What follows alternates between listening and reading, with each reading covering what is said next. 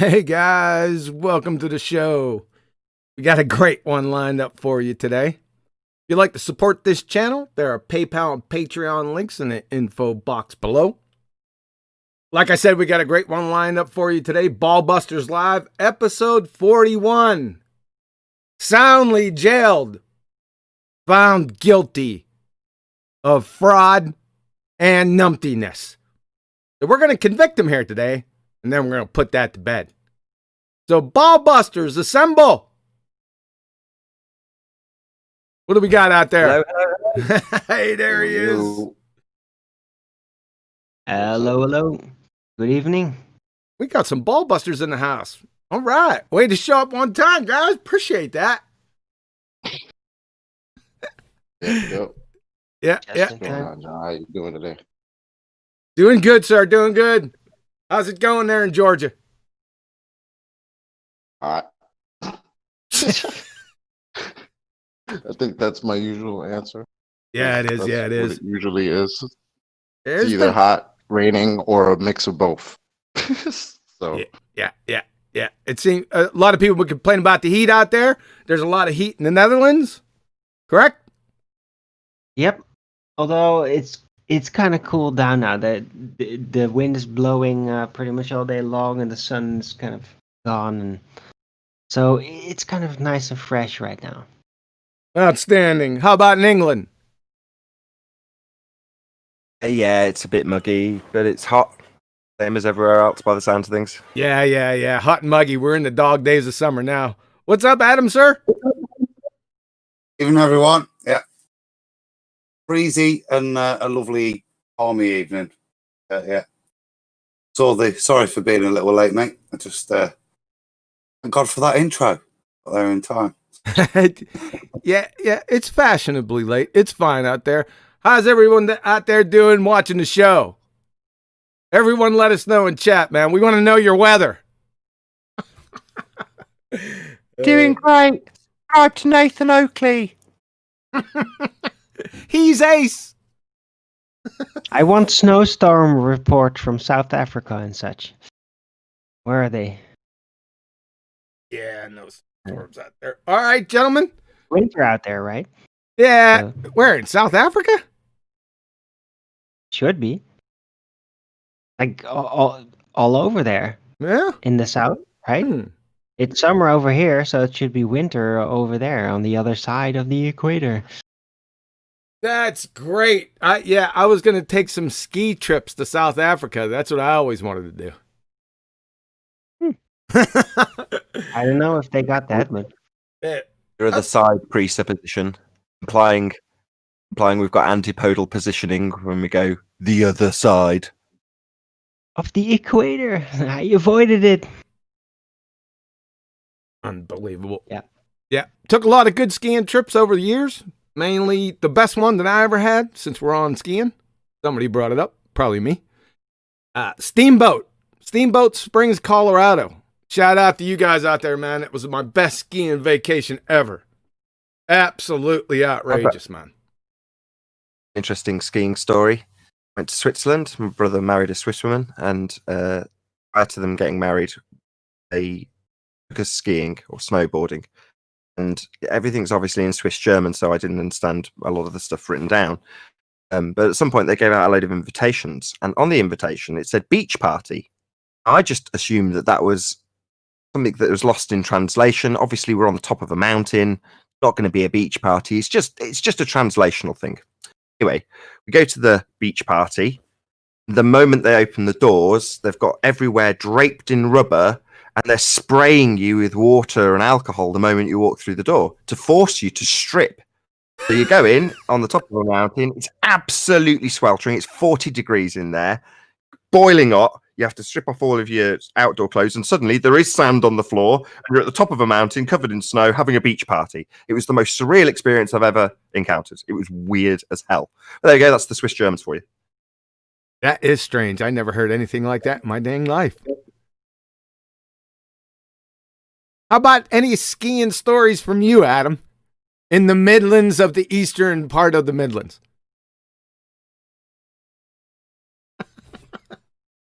Thanks, Adam. Appreciate that. How about skiing in Georgia?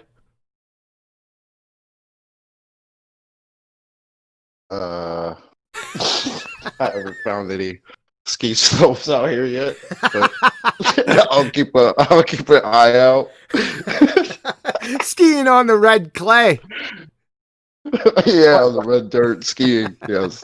My point was that those who are in sweltering weather, and I like hot weather, I think it's nice, long for ski slopes, and those on ski slopes long for hot weather. It's just one of those things. Oh, yeah, that's right. Yeah, yeah. Well, like I said, the most outrageous Grass one is I went always to. greener. Go ahead, Chocolate. I was gonna say, the grass is always greener on the other side. I like was they just say. thinking that. Yeah, the grass is always greener, right? Yeah. So back to my outrageous story. We drove up there from Fort Collins, and we got caught in a snowstorm going through the passes to get the steamboat. They closed the pass behind us, right? So we were in the middle of a massive snowstorm going through the passes up the steamboat. It was surreal.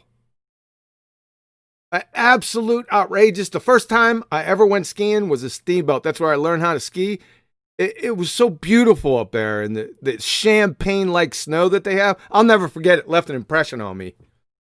But went out to California and skied many times up at Mammoth Mountain in the Sierra Nevadas. Dude, when it snows there, it doesn't play. It drops like 3 to 6 feet at a pop. That's how outrageous out at Mammoth is. I'm sure I still get emails from them talking about their friggin' snowdrops. Unbelievable, man. Never forget it. Loved it. And I'm sure that's why everyone came today, is to listen to ski stories. What's the elevation of that Definitely. ski resort? The Sierra Nevada, I'd have to go check. Must be pretty high mountains, right, to have that kind of snowdrop? Yeah, 11, 12 grand. In Colorado, you can get up in the 14ers. My wife used to hike up the 14ers in Colorado. She used to live there back in the day. Yeah, I'd have to check on Mammoth. I can't remember. It almost blew me off the top of the mountain one day. I went to the complete top, standing on the highest top that they had there at Mammoth, and just a windstorm, and I was trying to keep myself on the ridge, and it just wasn't happening. It was just blowing me off. That was fun, man. A lot of fun. And people would freak out at the gondola, right? Because the wind would blow the gondola. It would be like a straw in a friggin' hurricane. Yeah, they'd get off, faces pale white. Yeah, I love that, man. Yeah, first time I got off, I remember sitting on a ski lift with my wife, and she was always giving me instructions, right, on how to get off the seat. When the seat comes and right before you make the turn, just to ski off. Yeah, but I didn't know how to ski. So she got up, I held on to her, right, and then it was all over from there, right into the damn fence. Both of us. I took her with me. Yeah, I loved it, man. Nice. Yeah, it was nice. Right into the fence. Yeah, four ski vacations later, I was doing black diamonds, man. Yeah, loved it. Loved skiing. I caught it late in my life, even though I lived in a skiing area growing up. Never did a whole lot of skiing, a lot of other snow sports, but caught on to skiing late in my life. But I'm just thankful that I caught it, before I took up the rocking chair. Sweet. All right, what else, man? Before we get going on soundly, because this is going to be, I hope he comes. I sent out a lot of invitations to him. We got a seat for you here, soundly, for you to defend. I don't know how you're going to defend this. You're not going to be able to recover. If anyone entertains you, even listening to you talk about the air pressure in your tire, they have to be insane after this is over. Yep. And this isn't about your frigging pictures. I already dealt with them back in 2017. Mr. Planet Orleans Parish. Yeah, we ain't going to deal with any of your tower pictures or bridge pictures. We're not going to, those already been done dealt with. Any Soundly stories from the group before we get started? If anybody in 2020 is still looking at those Pontchartrain pictures and thinking that's the curve of the Earth, I think you need to talk to somebody like a professional, like seriously, because I didn't even believe that that was an actual argument when I got into this like almost 4 years ago. I was like, nah, people don't really think that's the curve of the Earth. Like, really? But they do. Yes, I was they- like, okay, I've entered crazy world. Yes, they do. They do believe it because he put it out there and he Jedi mind tricked all the Baltards and they just went right along with it. Right. I got a soundly story. Go ahead. When was it? 3 or 4 years ago? At the beginning of the Flat Earth debate, when the whole story with the Isle of Man was going around for a very long time. Okay, at some point he invited me on his hangout, and I didn't even know for sure who he was back then. I was just like, okay, this is probably a baller. Let's just see what happens, just like that. And he tried to basically compare these two wireframe models that he had created in his 3D program. Like, yeah, this is the flat Earth model, and this is the globe model. See, flat Earth model doesn't make any sense.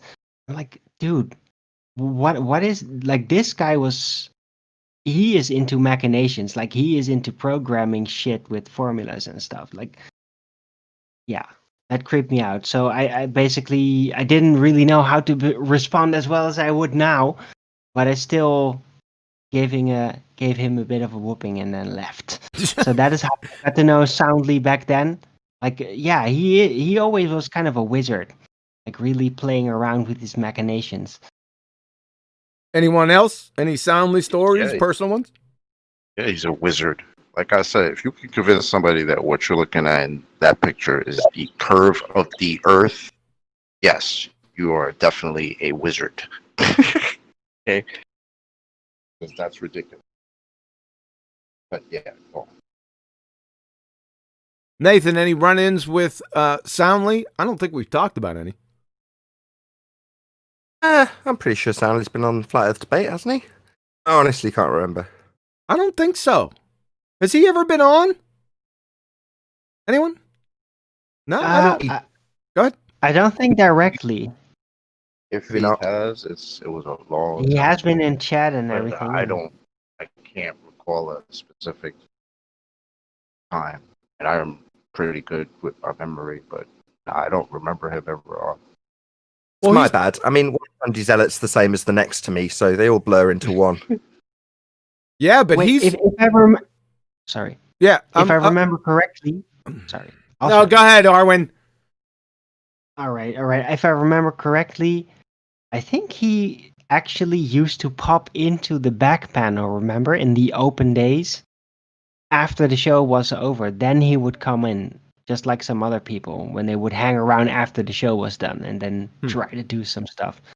I think he was hanging around there back then, and he would never come onto the show, but he would come in afterward and talk to those who hung around. Well, we're talking about globe Earth royalty here, folks. I'm not lying to you. I was briefed back in, you know what? I don't know whether it was the middle of 2017, because I was looking for people to have discussions with. And I put it out. I said, listen, I'm searching for one of the high top globers. And I was advised that Soundly was the high of the high globe priest at that time. I couldn't believe it myself. I said, you're joking, right? They said, nope. And they were in the back channel, so they knew. So we're talking about globe Earth royalty here, folks. I don't know if you're aware of that. Yeah. It's certifiable, too. Well, he's the man who provided pictures that made the curve of the Earth look like a paper towel roll. So yeah, why not? Yep. And he went missing there for about 8 or 9 months. No one heard from him. But now he's recently come back on the scene over the past, I would say, 2 to 3 weeks. He was on Jose GG Retard show. And then I heard a couple times on, the show Spurs does. So I caught him a couple times on there and I said, well, thank you for coming back. I mean, welcome. Make yourself at home, and I'm going to take you to the woodshed because I know stupid stuff is going to continuously diarrhea out your mouth. I knew it's coming, and it came. Thank you very much. So we're going to start off. Mike, discipline, please. Unless someone's got anything to add before we get going. No? Good. This is going to start off. I heard, I got a hold of Soundly. I think it was when he came out with the transmission lines. That was the first time I heard of Soundly. So I think it was the second day right after that. And I jumped over on his YouTube channel. And that's when everyone used to comment back then. And I made some comments. And I challenged him with what you're looking at right on the screen right here. What's your scientific evidence for your Surfer Earth fairy tale? He wasn't Mr. Planet Orleans Paris just then. And this was his response, folks. Hypothesis, the Earth is a sphere. Null hypothesis, the Earth is flat. That's it. That's what I got. That's when I knew right there that this was going to be a tear-jerking belly laugher. Because this guy's a moron. Dunning-Kruger type, a 1 each. And let us get going. Hold on to your hats, folks. And watch your IQs because you're going to be losing some IQ points. Numpty dipshit soundly, Mr. Planet Orleans Parish. 16 May 2020. Wait, what's the globe Earth formula then? Maybe I got it wrong. I thought it was 8 inches per mile squared. Well, I have a video on that if you want to go watch it. 8 inches per mile squared is an estimation. That's not the actual curve of the Earth. No. Oh, really? George the Pontiff Maximus of Retardia, 3 days earlier. There's a common misconception, Tim and Professor Bell, regarding this 8 inches per mile squared. If you take the chord distance between the two endpoints, it's exact, no approximation. Seems like we got a problem in Retardia. So we have Soundly, the Geo Whisperer. We're not going to get into that. That was back in the day. 8 inches per mile squared is an estimation. It's not the actual curve of the Earth. Then Georgie Tatanka, but this was 3 days earlier. The 8 inches per mile square, it's exact. No approximation. We got a little problem here in Narnia. The chief high priest of the globe Earth doesn't know his religion or any of the fundamentals of his religion. I'm almost speechless.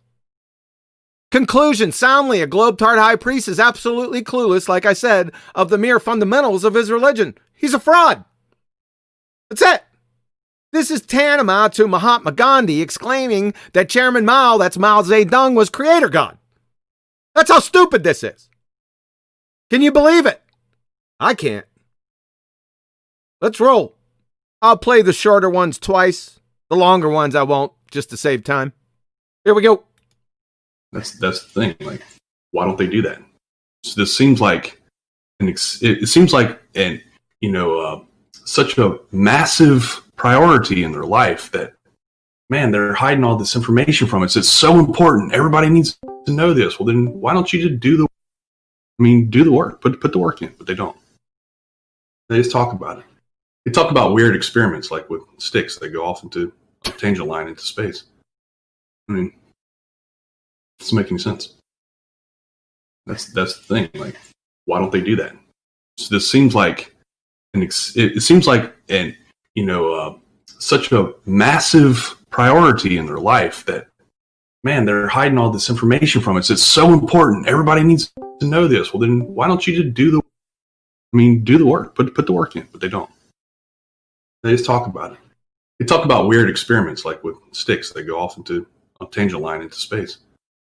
I mean, it doesn't make any sense. We talk about, flat earthers talk about weird experiments with sticks. I mean,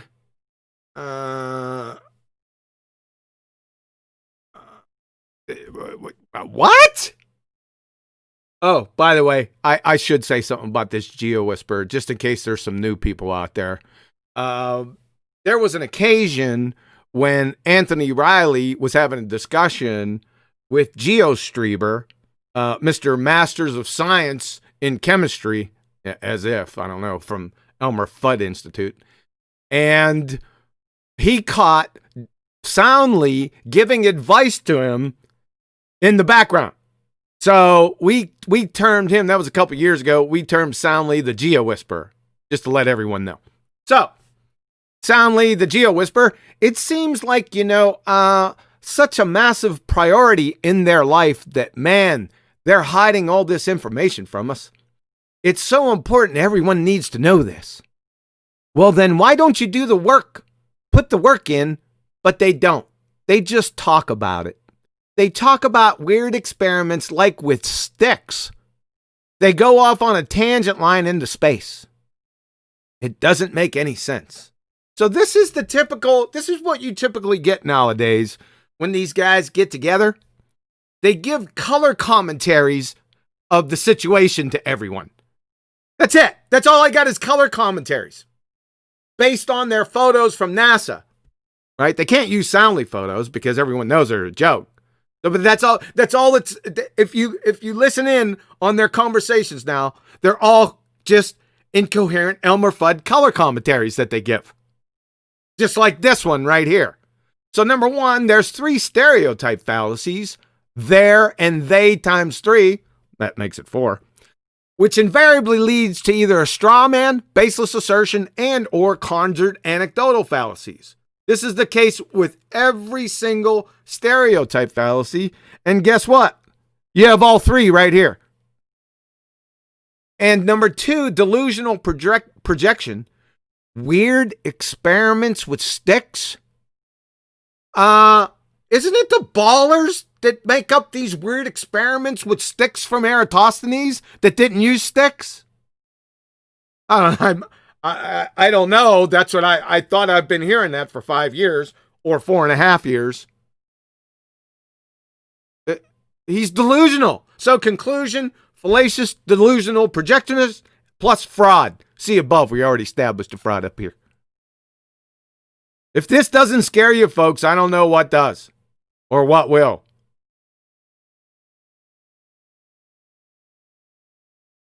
So sadly, what you're saying is you're showing the geometric curvature of the Earth.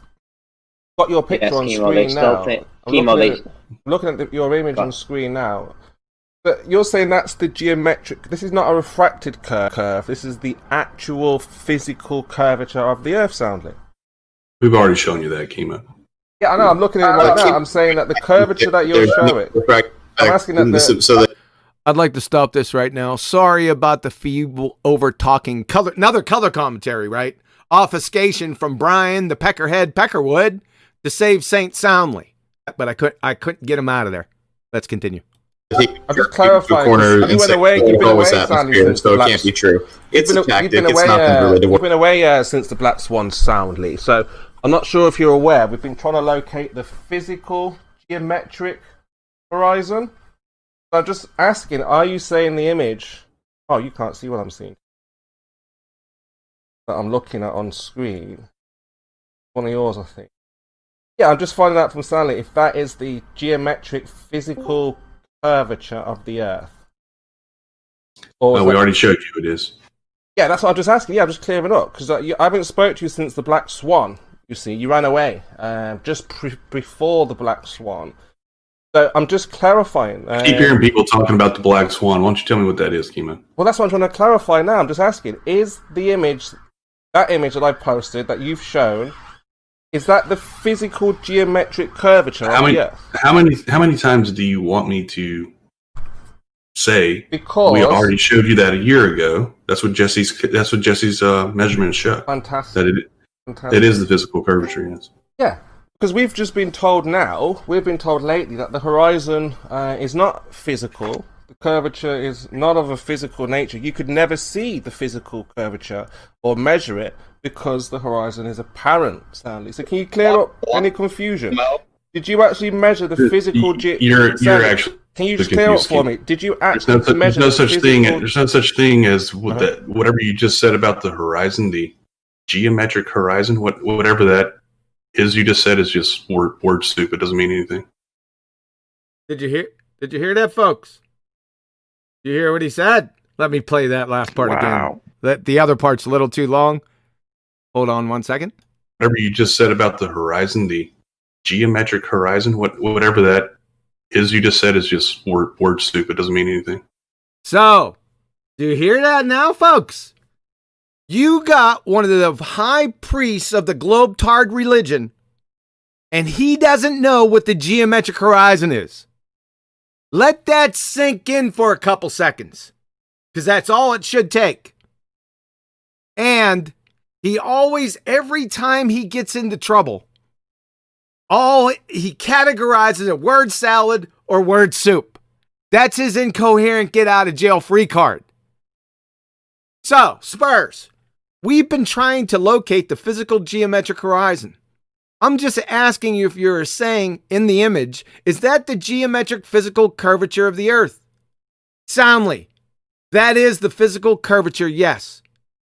There is no such thing as whatever you just said about the horizon, the geometric horizon.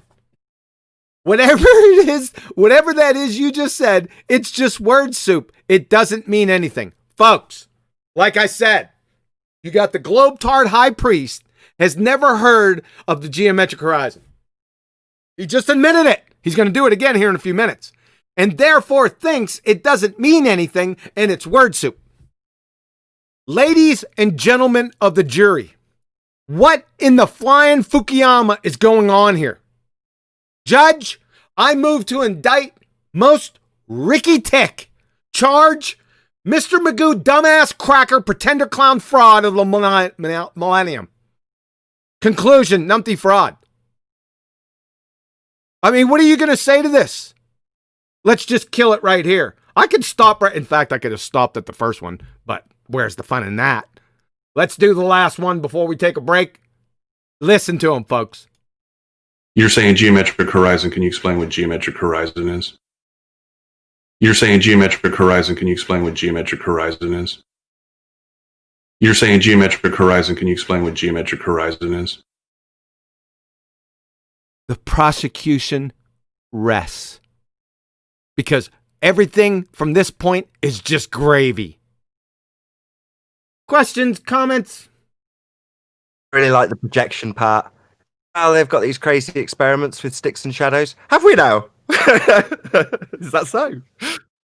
I think Soundly wins the Doublethink Award of 2020 so far.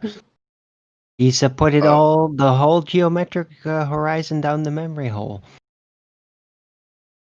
Bro, I thought the sticks part was pretty bad because, like Chewy said, 4 years we've been hearing about sticks in the ground, sticks in wells, and it's always them. So that's cute projection, but the geometric horizon, whatever that is, what you just said, that word salad, what? Bro, Sally, my dude, are you out of your mind? Yeah. Yep. I can't even. Some Adam or somebody. Can't believe it, Chocolate. Talking over you straight away. Unbelievable. I'm sorry. Go ahead, brother. I thought Spurs said it well. You ran away, Sally, and I don't mean that in a way, but it is something. It is long-standing proof that Swan just. How does he deal with that? Other than he saw there was saying, "Oh, that's just word soup." Interesting response because it is what their Spurs put him is. Well, what is that curve then? That the physical curve, and it's brilliant. He went away and came back. And when he went away, everybody, all his followers and stuff, thought that he showed the curve of the Earth, aka the geometric horizon, right? And then he goes away and he comes back, and all his side has said we don't see it. So Yeah. I don't know where you go from there, but now he's got to explain why this thing everybody thought they saw, he comes back into the argument and nobody's seen it. We don't see it. We don't measure it. Can't see it because we have an atmosphere. It's tough times. No. I think you're. No, I'm sorry, you're missing it. He doesn't know what the geometric horizon is. He's never heard of it. Exactly. Yeah, but back when he was in the argument, they called it the curve of the Earth. That's the problem. That's what he doesn't get. He discontorted that. He discontorted that little factoid or saying that they used to use from the concept of geometric horizon. So I think I'm not far off saying he put it down the memory hole. Yeah, he has to, because he showed the curve of the Earth. He didn't show the geometric horizon. Like John said, he doesn't know what it is. Whatever you just said, whatever that is. What? Yeah, but you have putting down the memory hole, and you have putting down the memory hole. You know, like Rumpus put it down the memory hole, but halfway. He kind of like backtracked and worked around it. Yeah. Now, this guy, Soundly, he literally forgot everything about it. Yeah, this is like a hockey player not knowing what a goalie is. Yeah, exactly. Let me just put this to bed. He doesn't appreciate that when we say the geometric horizon, that's a very specific geometric term for the tangent point that is their horizon. When I say it in housekeeping, formerly known as Earth curve, because it's not obvious to everybody what the geometric horizon we're referring to is. It's Earth curve. That's what it is, Soundly. Just in case you weren't aware, I'll tell you. The geometric horizon, that's Earth curve, mate. When you say this word salad, also the tenets of your religion. Yeah. That's the scary part, gentlemen. Ladies and gentlemen, sorry.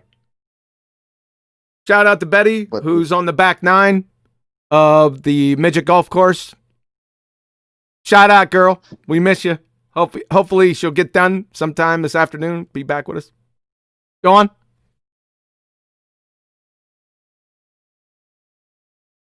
Yeah, the weird experiments with sticks. Like, what's that about, guy? But where did this guy go that he came back all crazy? I don't understand. Why would he even say that? That's projection 101 right there. Like, sticks in the ground. You believe sticks in the ground. Yeah, that's the first problem. Whatever the hell. Yeah, that's the first problem. Like, what?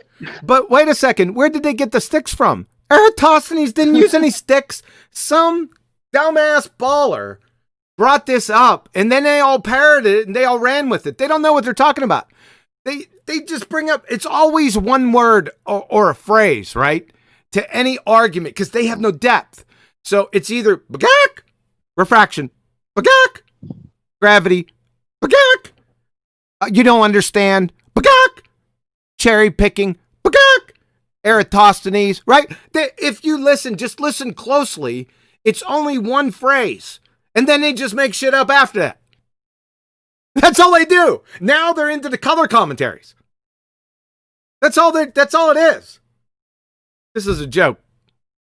Ready to move on? Oh, like I said, the rest of this is gravy because he's indicted, folks. It's over. I rest my case right here. This is just for fun, just for kicks. Let's roll.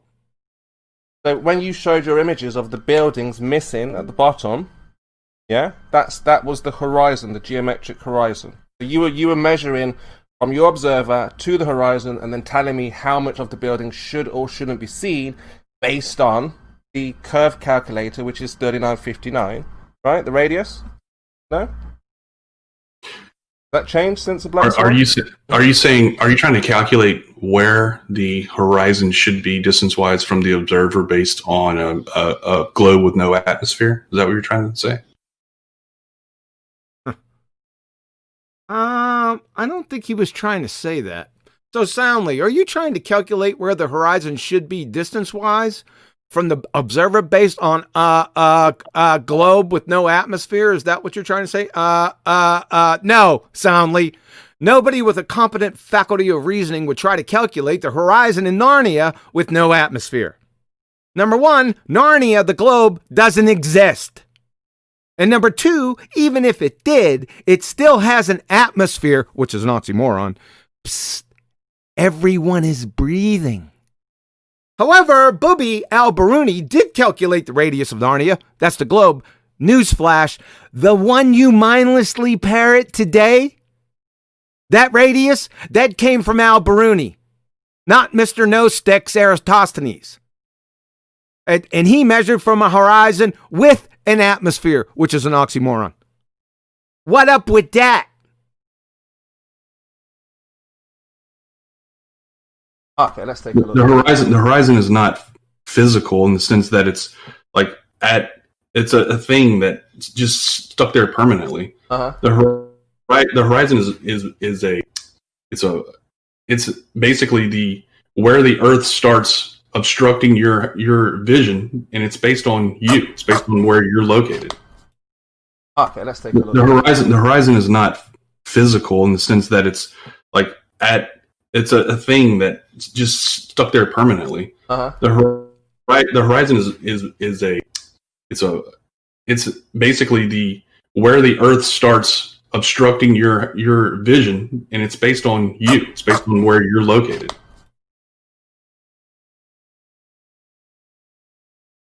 So, Soundly Geo Whisperer, the horizon is not physical in a sense that it's like it's a thing that's just stuck there permanently. The horizon it's basically where the Earth starts obstructing your vision. Number one, can you stutter like an ignorant babbling buffoon some more to increase confidence that you know what you're talking about?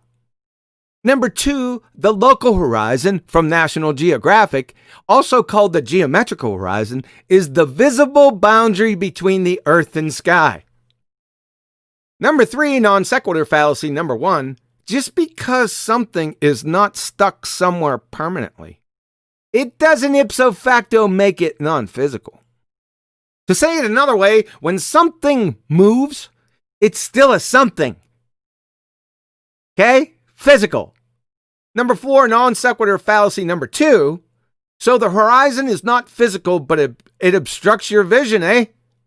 Can you show an obstruction that's not physical to lend some modicum of credence to your inane bollocks? Forgive me, claim, por favor. And number five, this is absolutely classic. Non sequitur fallacy number three. You said the horizon is not physical and then said it's where the earth obstructs your view. Therefore, according to you, the earth it is not physical, according to you, from your statement right there. The horizon is not physical, and then it said it's where the earth obstructs your view. Then the earth, therefore, must not be physical. You see, folks, when you're a lying numpty sewer rat, it's impossible to keep your story straight and retain logical consistency without contradicting yourself with every friggin' breath. Right?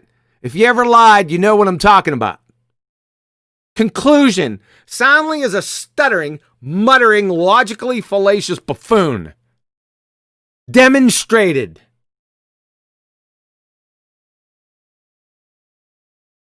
So, I mean, so like I say, it's not like we're trying to be awkward with you or anything like this. Just the idea is that the Black Swan has changed everything about the way we see the horizon, the way we look at the atmosphere, and essentially the way that we look at the Earth in front of us. Same old chemo with that word salad. Here we go again with that word salad, right? Because you don't want it. You're backed into a corner just with that little statement of his. Let's hear it again. So, I mean, so like I say, it's not like we're trying to be awkward with you or anything like this. Just the idea is that the Black Swan has changed everything about the way we see the horizon, the way we look at the atmosphere, and essentially the way that we look at the Earth in front of us. Same old chemo with that word salad.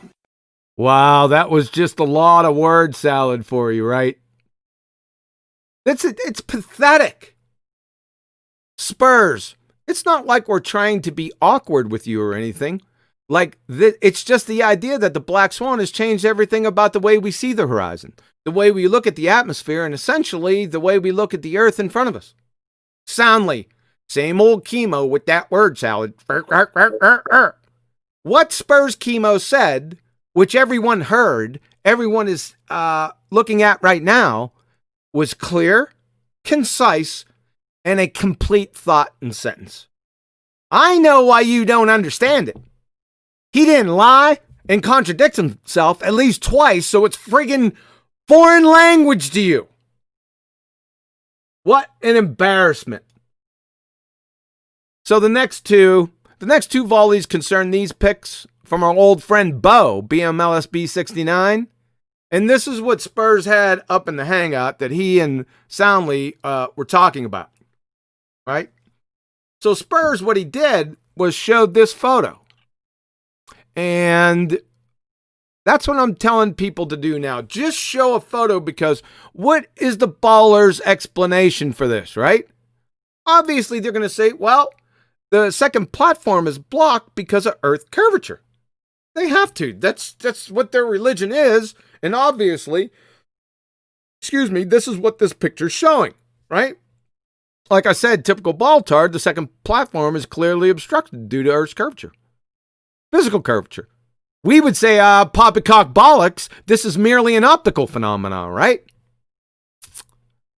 Whoopsie! You see this? Well, the next day, the same location, the same observer height, this photo was taken. So they're caught. We better say, did the Earth's radius physically change from yesterday? Right? Say it. Typical ball-tard, you know what they're going to say. Refraction. That's their one-word savior. We always hear it. But wait a second. You said yesterday that the obstruction with respect to the second platform was physical Earth curve. Not a whisper of refraction. Now it's refraction. Gotta be. An optical phenomenon. Yeah. The flat Earth argument from the frigging beginning. Thank you. Please define flailing ad hoc hypothesis. And by the way, welcome to flat Earth. There's the exact photo that they were showing in the hangout. And like I said, it's from BMLSB69. Same exact location, elevation, just different days. Set. They're done for.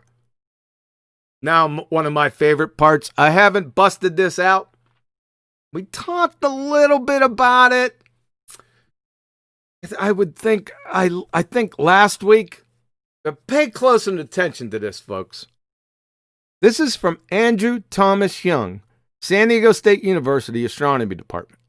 He's the subject matter expert, as we all know. Listen to this. So far, we have ignored refraction and drawn the line of sight to the apparent horizon as the straight line OG. But in the real world, there's some terrestrial refraction between the observer and the horizon. The line of sight to the apparent horizon is not straight, but curved. So let's try to allow for that curvature. Oh boy, Andrew. You got yourself in a pickle now. Number one, so a curved line of sight. Really, Andrew? Which is batshit insane on its face. However, let's grant your bollocks. Does that mean the Earth's curved? We got a line of sight that's curved and the Earth's curved. We got double curve, double your pleasure curve, huh? Number two, apparent horizon, painfully redundant. Number three, begging the question fallacy. You just invoked terrestrial refraction right up here, brother. You got a problem, right? Why? Because this is stone cold begging the question fallacy. Does light refract? Yep. Is that the same that can be accounted for by terrestrial refraction? Answer, no. Keyword terrestrial.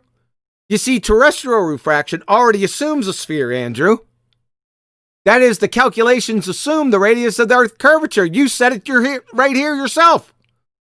From Andrew Thomas Young. The atmosphere is also curved.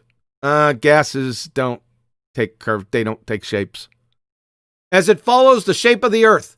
In the calculations below, we'll adopt the rough value of 6,400 kilometers as the radius of curvature to make the calculation simple. You're assuming the premise, the atmosphere is curved, which is tear-jerking belly laugher, then by proxy, Earth curvature, to prove the conclusion true. The curved line to the horizon. That's a textbook begging the question fallacy, circular banjo do-si-do, besides being a non sequitur fallacy. This is a joke. This is a circle. This is abject buffoonery, folks. In conclusion, listen to this carefully. You cannot invoke terrestrial refraction, which at its foundational roots has R, ascertained by Bubbi al-Biruni, who based his calculations on a non-refracted horizon to calculate the geometric radius of the Earth, to explain a line of sight to the apparent horizon that is not straight but curved, and a refracted horizon using that frigging R. Because this, folks, isn't just your average circle jerk. It instantly becomes the colossal, convoluted, circumdicular, crossway crackhead cretin circuitous crankshaft of the cycloidal psychotic centillium. This, folks, is abject nonsensical buffoonery from the Black Lagoon. It's just one big circle jerk. Now, if I went through that too fast, just go back and re-listen to it. Okay? It's over for him. For Andrew Thomas Young. You want me to stop? Let's stop right there. Comments, questions? The soundly called word salad or whatever, word soup to Spurs. I just want to break that down for him. So you did a very good job anyway, but I want to reiterate it. In the first breath of the statement, he's saying the horizon's not a physical location. And his second statement, almost in the same breath, says that it's blocking things. So Spurs has then explained that the way we view the horizon has now changed, and clearly, soundly recognises that by his own contradiction. Can't have something be non-physical, never to be seen, and physical geometric blocking boats and buildings. Can't be both. It's what the Black Swan has done. Left you in a position with glaring contradiction. And one minor correction. So, in terms of it meaning that we don't see the Earth, he said, well, we don't see a globe Earth in reality. The globe Earth horizon only exists in the maths. Does not exist in reality. When they try and juxtapose what we do see in reality, that would be what they are calling the apparent, as you say, painfully redundant. All horizons are apparent, i.e. they're a visible location, visible point between land or sea and sky. It's not an actual location because the land or sea doesn't meet the sky. It's visual, apparent, meaning you can see it. So to say it's the apparent position where the sky meets the sea or land is redundant. Nevertheless, air horizon, the geometric horizon, the one that Soundly didn't really understand was Earth curve, only exists in their maths. Is never to be seen, never to be measured, and therefore cannot simultaneously not be seen, not be capable of measurement, and also block boats and buildings.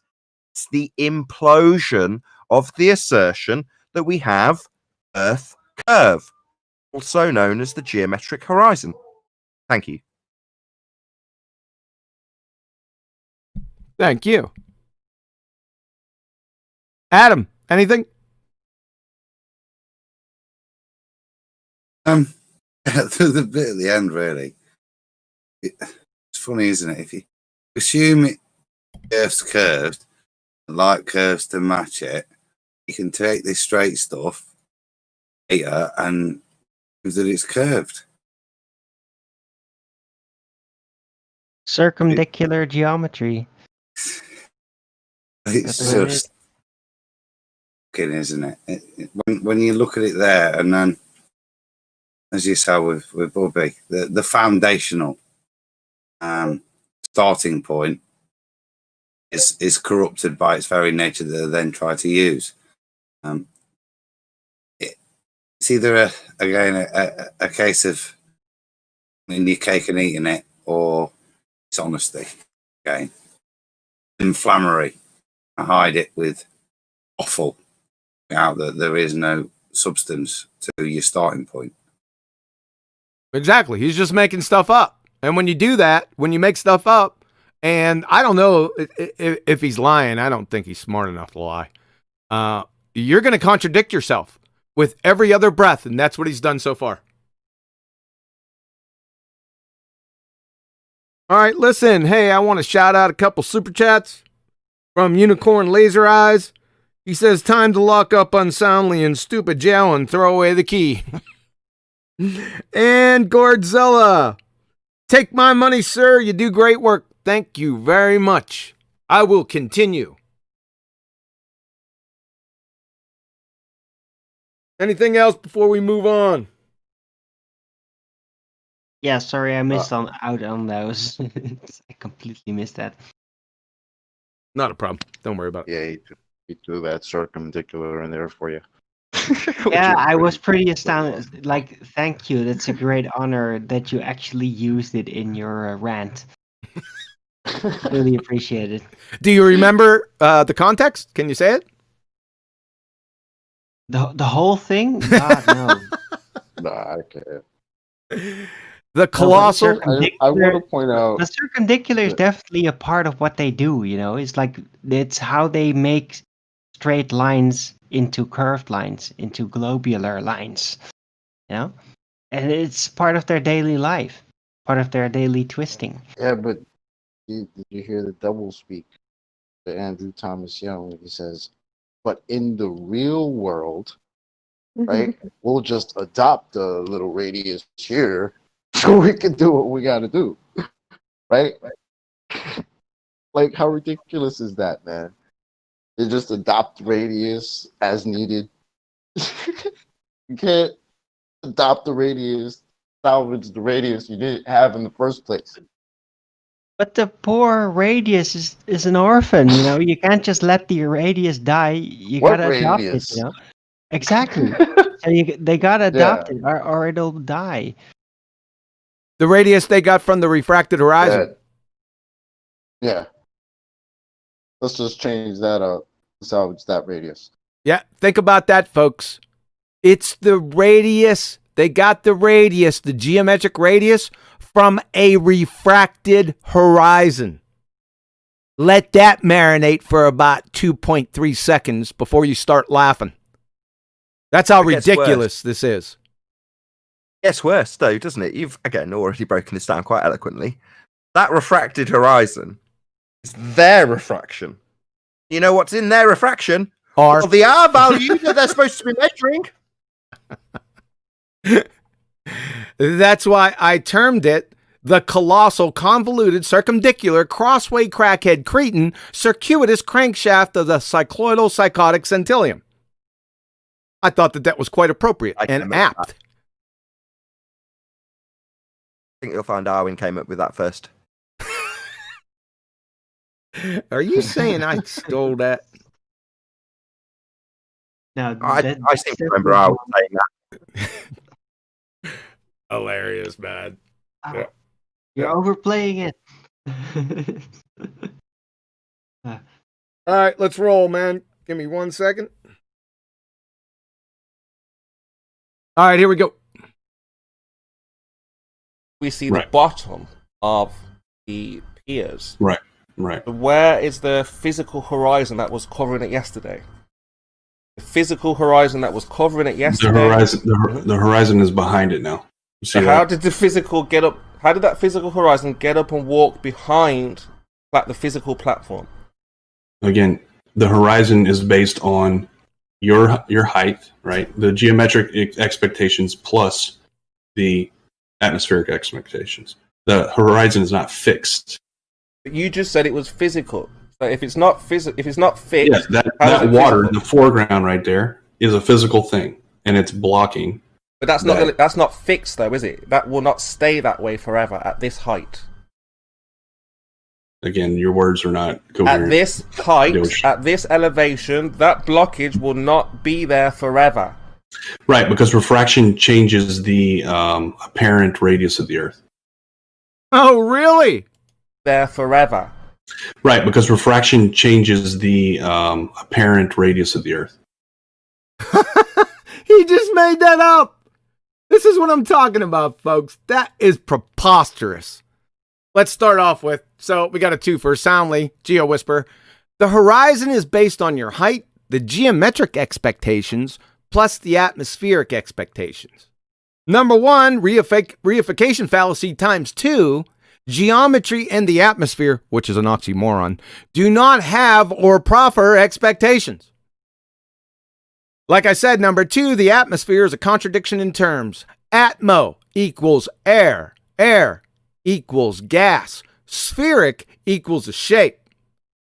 However, the quintessential tenet or characteristic of gases is they don't have definite shape. From Chem Libre text.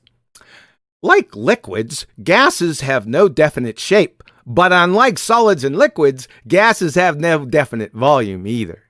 So, flatties, listen up. Every time they say atmosphere, stop them and tell them that it's an oxymoron. It's important. Don't let them get away with this. Number 3, the geometry is the radius which was ascertained by Al-Biruni, Booby, measuring the dip angle of the non-refracted geometric horizon. So, you bumbling buffoon of a bozo, here we go again. You cannot invoke terrestrial refraction, which at its foundational roots has R, ascertained by Booby, Al-Biruni, who based his calculations on a non-refracted horizon to calculate the geometric radius of the Earth, to explain a line of sight to the apparent horizon that is not straight but curved, and a refracted horizon using that frigging R. Because again, this just isn't your average circle jerk. It instantly becomes the colossal convoluted circumdicular crossway cretin crackhead circuitous crankshaft of the cycloidal psychotic centillium. I hope you got that.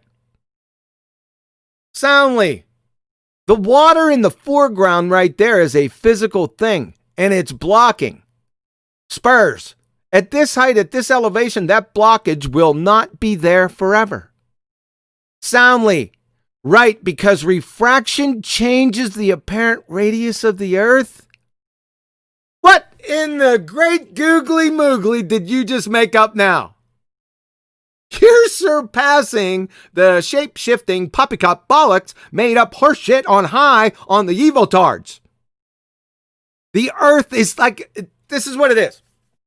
The Earth to the Baltards is like their own personal metaphysical jungle gym, which can metamorphose, bend, and twist to fit any situation, and in direct proportion to any fluttering of their numpty-dum-dum neural connections, and produce any Haddock hypothesis offspring from a numpty synapse firing orgy that would make Caligula blush. You bozos are certifiably insane. So refraction changes the not actual apparent radius of the Earth, eh? Ergo, that must make it the not actual radius of the Earth then. This is a joke! We're under a carnival tent, folks. That's fantastic. So Soundly's now saying, just like we're saying, he's seeing the horizon in front of an object, and the horizon now walks behind the object, rendering. No one here disagrees with the fact that that refraction exists, Chemo. I'm not sure what point you're trying to make. I'm just clearing up that you're saying that the horizon is in front of the object, and then now it's behind the object. The horizon appears to be in front. The apparent horizon appears to be in front and appears to be behind. That's fantastic. So Soundly's now saying, just like we're saying, he's seeing the horizon in front of an object, and the horizon now walks behind the object, rendering. No one here disagrees with the fact that that refraction exists, Chemo. I'm not sure what point you're trying to make. I'm just clearing up that you're saying that the horizon is in front of the object, and then now it's behind the object. The horizon appears to be in front. The apparent horizon appears to be in front and appears to be behind. So it's like an orgy of appears and apparent, I suppose. Soundly Geo Whisperer. No one here disagrees with the fact that that refraction exists. The horizon appears to be in front of the apparent horizon, and the apparent horizon appears to be in front and appear. I screwed that all up. Let me do that again. No one in here disagrees with the fact that that refraction exists. The horizon appears to be in front. The apparent horizon appears to be in front and appears to be behind. Number one, oh yeah? Welcome to Flat Earth. So the apparent horizon appears to be in front and behind? Define painful redundancy. And let's take a look at this. Number 3. Thanks for debunking Al Baruni boobies and your religion's radius. Yet again. Absolutely priceless. Listen up, folks. The real gem. They collectively are too stupid to realize it. Psst. Ball darts. Newsflash! Every time you say or imply a hopscotching, shape-shifting, refracted horizon, you immediately rip the cojones off your religion. Just to let you know. Because I know you don't know, because you just parrot it, right? Just to let you know. Let this sink in. Show this to your therapist. My word. Okay. Soundly. You're up, my friend.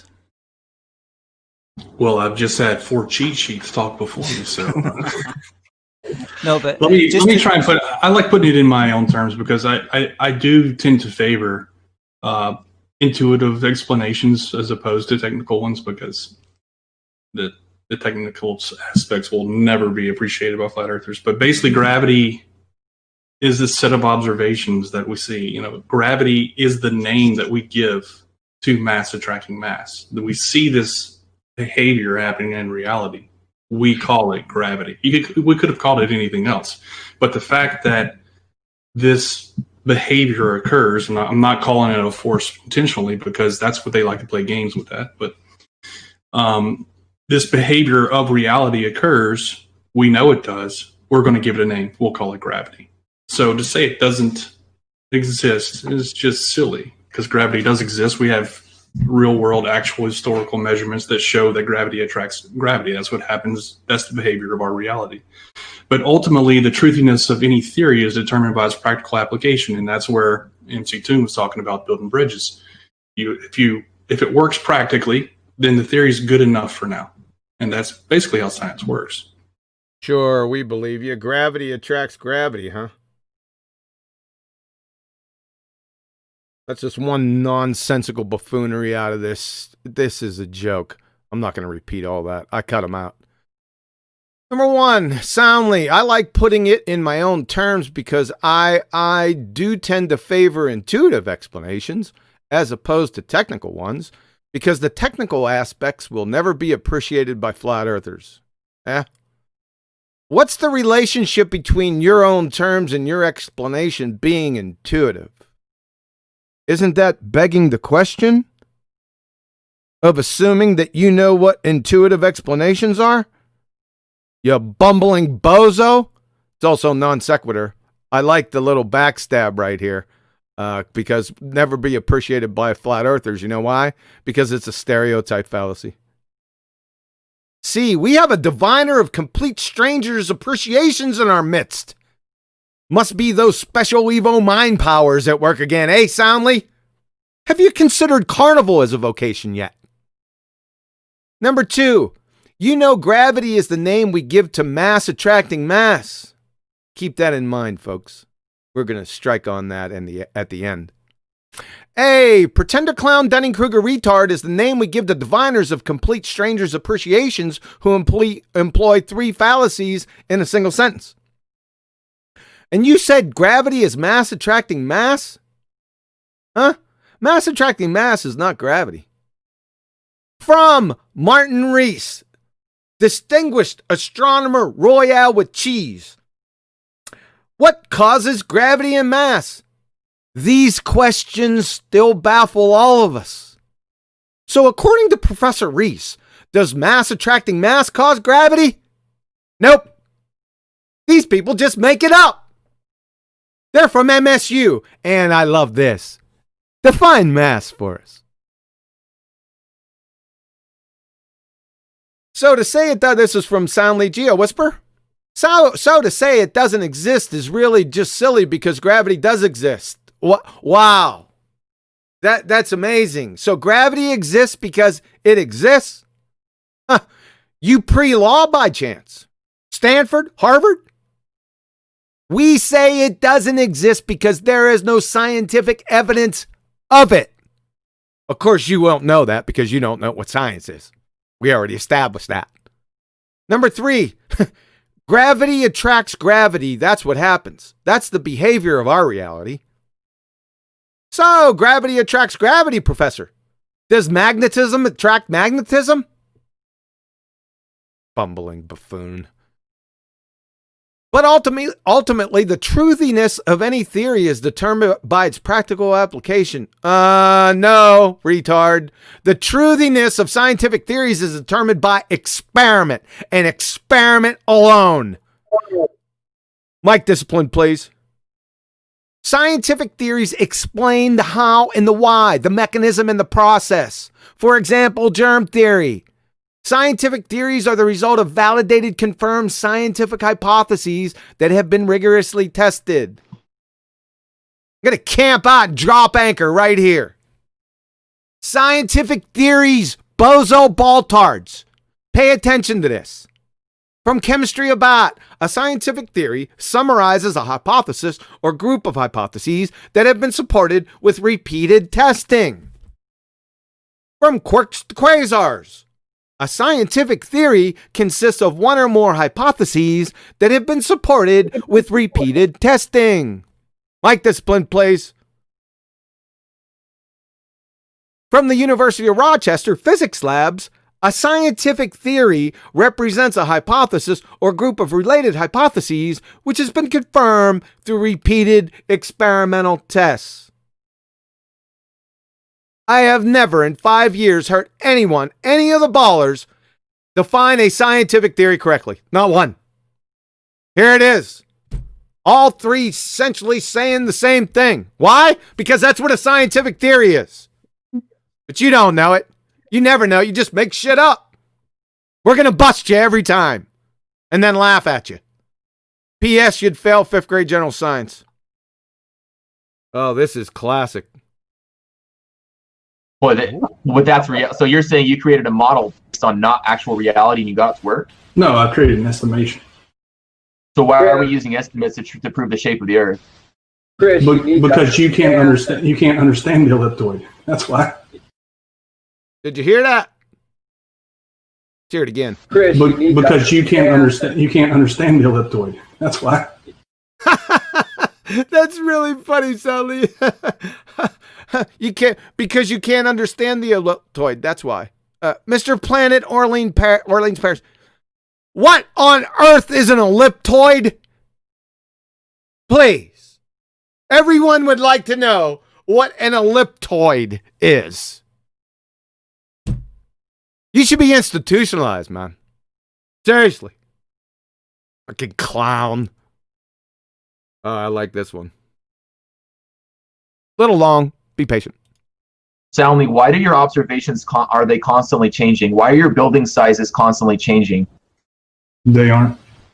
They absolutely are. That's a blatant lie. No, they're not. So when you look over Lake Pontchartrain 18 miles or however, whatever that is, 17, 18 miles, and Rumpus himself in his own documents used your evidence, and he's got a video that's squashed and compressed to hell at the horizon, and then the next separate observation, he's got it tall. You're talking about looming versus sinking. Oh, so I said, why are your buildings changing shape? And you said they didn't. Now you're saying it's they looming. don't. So which is it? The buildings don't change shape. They optically change shape, correct? They appear to shrink or loom. Oh, why is that? Why is that? Well, it's just basic optics, man. I mean, if you don't know that, if you don't know that by now, you need to. So if you don't know that by now, you need to go and study up, bud. So this is looming. This is looming and sinking. We talked about this 3 years ago. So looming and sinking is the cause, right? That's what you just said. Of course it is. Okay. Thank you for the concession. I thought it was going to be harder than that, but that was pretty easy. You're playing chess with a pigeon. That was good. That was good, Chris. It'd be harder than that, but that was pretty easy. You're playing chess with a pigeon. That was good. That was good, Chris. Well, thanks for that little addition. We have Hillbilly Blue Balls, the redneck retard, aka the photosynthetic redneck, Mr. Helper. They're playing chess with a pigeon. Really? So, in your little analogy, Red, Dave Rakia and Chris Berry are playing chess with a pigeon? Soundly? Thanks for recognizing and announcing what everyone listening to this ha-ha charade you are already knew. Oh, by the way, good luck bobbing for pig's feet tomorrow at the Redneck Games. I know you'll make your cousin's sister prouder than a game rooster. Bozo. It's really simple. All the observations that we have to date, even observations provided by flat earthers, match the globe. That's what our models are predicting. It's really simple. All the observations that we have to date, even observations provided by flat earthers, match the globe. That's what our models are predicting.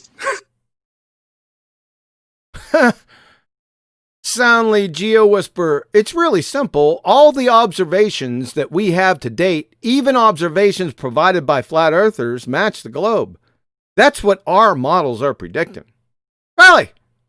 So this Black Swan photo matches the globe model predictions. Really?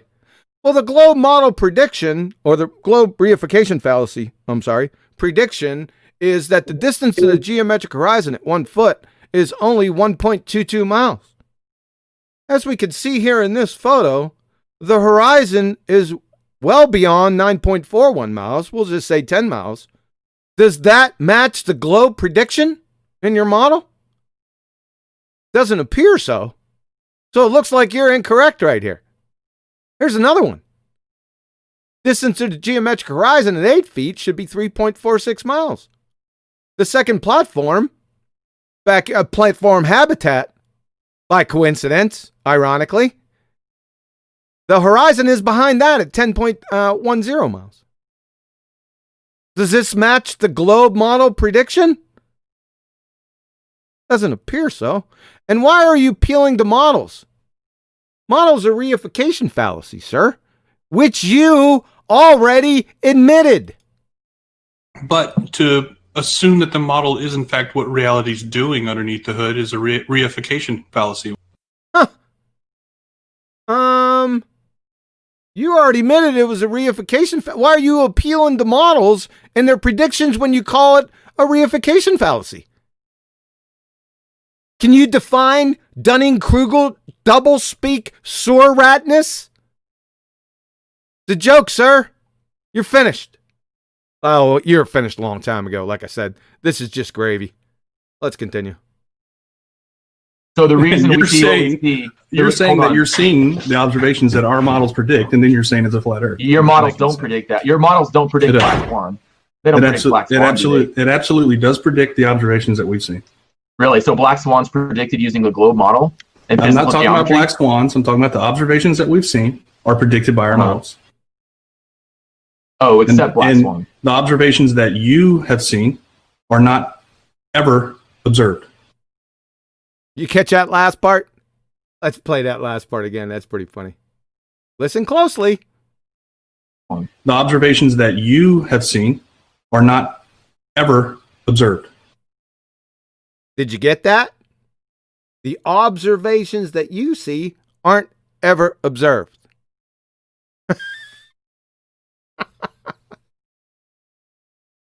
I'm sorry. Soundly Geo Whisperer, I'm not talking about black swans. I'm talking about the observations that we've seen are predicted by our models. See, back to the model reification fallacy predictions, right? Number one, this piker thinks Chris is talking about birds. I'm not joking. Number two, are there any observations that you don't see? Would they still be observations? Number three, like I said, models are reification fallacies, which you already admitted, and they don't predict anything. Soundly, Geo Whisper, the observations that you have seen are not ever observed. The observations that you have seen are not ever observed, folks. How you like that? My word. And So the that Black our Swan- model, the globe model, Oh God! So you're gonna and pause that the and globe keep model talking has my been time? supported by the observations. I'm still talking and you're trying to interrupt me, so I'm continuing to talk even though you're trying to interrupt.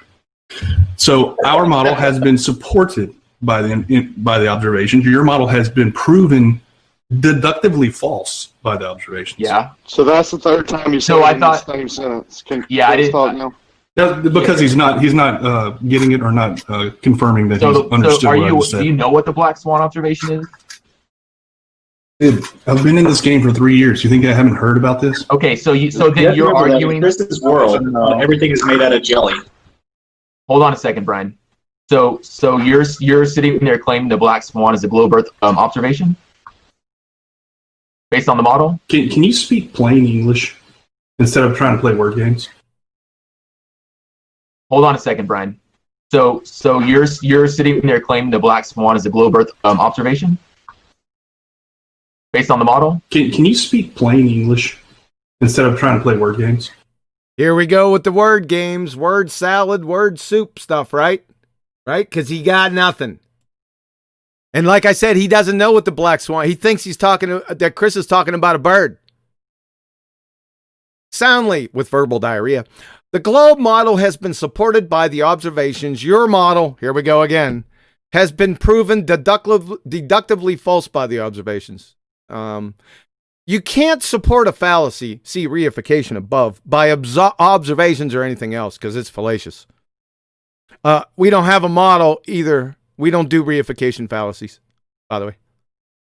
Nothing is supported by mere observations. Absolutely nothing. Number 3, the Black Swan actual deductive logic, the Modus Tollens argument, pummels your fairy tale into the incoherent oblivion soundly. Here it is, Modus Tollens. This is deductive logic. Holy shnikes, this is going to leave a mark. If P, then Q, not Q, therefore not P. If the Earth is a sphere with a radius of 3959 miles, P, then every horizon distance measurement must be no more than 1.225 times the square root of the observer's height in feet, Q. Not Q, because we see the Black Swan photo, it's greater than 9.41 miles, therefore not P. The Earth, not a sphere. That is cowbell. When I say deductive evidence, I give you the cowbell. You use it as a punchline. You don't even know what logic is. What a joke. Questions, comments? Might be a reason for that really strange comment he made about observations that you see not being able to see. Is there any chance you can play the clip again? Make my conclusion if it's not possible. Not possible. Okay. Could have swore I heard GeoStreamer whispering him to him in the background. You think GeoStreamer was whispering to him? No way. I mean, if you dial down the audio, I reckon we should get, what's his name? Audio guy! Maybe he can tell us. Audio guy, that brings back a lot of memories, dude. Yeah. Look, guys, I wouldn't be surprised about Soundly. You know, he is like a team guy, so he does basically play an actor role as well in a team. He knows how to do that, so I'm not surprised, you know, if he would do that. Okay, hold on a second. Let me see if I can't get it. 1 second. And Nathan's motivated me to go back here. 1 second. All right, here we go. Let's see if this is it. Oh, it's that Black Swan. The observations that you have seen are not ever observed. Oh, it's that Black Swan. The observations that you have seen are not ever observed. Oh, it's that Black Swan. The observations that you have seen are not ever observed. All right. That's it. Did you hear it? I could swear I could hear GeoStreamer in between the not, the observed when referring to observations. I could swear I could hear him. Where's audio guy when you need him? All right. Observations that you have seen have never been seen. Yep. I've been in the game. I've been in this game for 3 years. That stood out to me. Yeah, he's been in the game for 3 years. Asked about the geometric horizon. Oh yeah, whatever that is. I don't that word soup. Welcome to 2020, the year Bro. of the horizon you can't see. That's what it is, though. He came back to, oh, we don't see the geometric horizon. So he can't even acknowledge that he understands the Black Swan. That's why he tells Chris, oh, could you speak English? What? Chris spoke perfect English. I don't understand what. This is. Just go back wherever you came from, bro. I don't know. It's over for you. Just listening to you. Into the swamp. Back to the swamp. It's projection. So when he says can't see these observations that you're seeing, it's actually a sort of subconscious untangling of his own cognition, because he's projecting the fact that he's got a horizon that can't be seen or measured. It's being seen measuring fucking boats. So it's projection. He's telling Chris the situation he is in. You have got observations that you can't really see. That's his situation, isn't it? It's projection.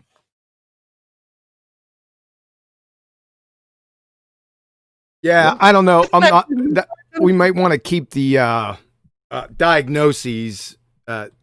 Obviously, he's projecting, but this is so far beyond clinical level. It's scary after the first 4 points, as we've seen. Wait till you hear this last section. And before we get to that, I want to shout out a super chat from Flat Earth Data.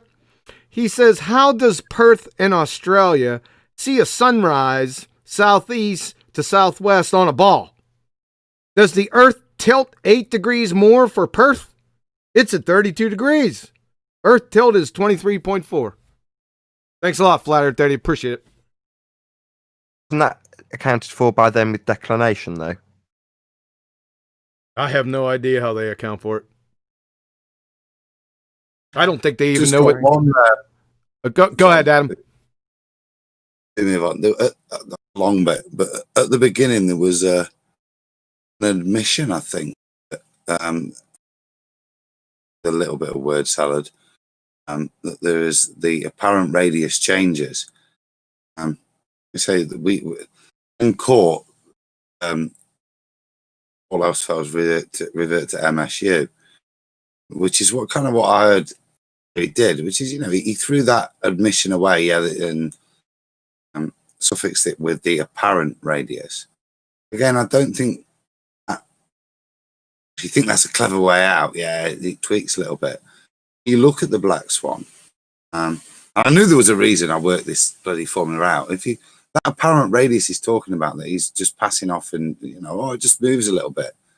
But if we go to the Black Swan and we use the formula where R is equal to 2640 times the distance to the horizon squared divided by the observer height. And, I think, is it from here to the moon, Nathan? Becomes the R value. It's it's 206. Hold on a second. Yeah, it's 264,000 miles, Adam. That's to put it in context. Just hold on 1 second, Adam. Just to put it for the audience's benefit into context, it's a little bit further. You plot out what they have as the heliocentric model with the Earth and Moon system. The orbital path of the Moon would become equivalent to the equator line. Further than that, but just so you can visualize it. Now, if you've got any concept of how far out they claim the Moon is in the heliocentric model, that would be how big the ball is. It would be slightly bigger than how far they claim the Moon travels around us in a circle. That's how big your Earth would be. So we're soundly saying, no, you carry on, Adam, I won't take your thunder. That is exactly it's the way in which you cast that off, and the uninformed or we'll pick that up as and hopefully, from a baller's point of view, accept that as if that's absolutely fine. The magnitude, these hand wave dismissal. So if you use that formula, you can use it on whatever. It doesn't have to be the Black Swan, but the Black Swan does, that example, magnify what a level of ignorance that hand wave signifies. And quite rightly so, because the last thing you want is deal with that, the implications of what that does in terms of the geometry to a ball. The initial assumption is it doesn't make much of a difference, but it's huge. So, between the lines, when he's saying moves, it's going to change its positioning and its apparent, and the apparent radius changes. It's like, okay, read between the lines.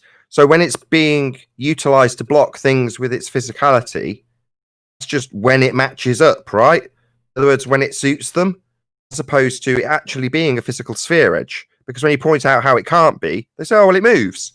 Until we need it to block boats and buildings, that is. So it's now it's got to the stage where defense of the Black Swan highlights overtly the contradiction that is the globe. It's beautiful, in fact, because we don't have to do a great deal anymore. They just open their mouths and contradict how they don't have a physical geometric sphere edge to block boats and buildings, and it was formerly called Earth curve. If you kind of apply that mathematics, Nathan, as you look at it and you say there's only a sweet spot where the maths ever meets up for their whole Earth.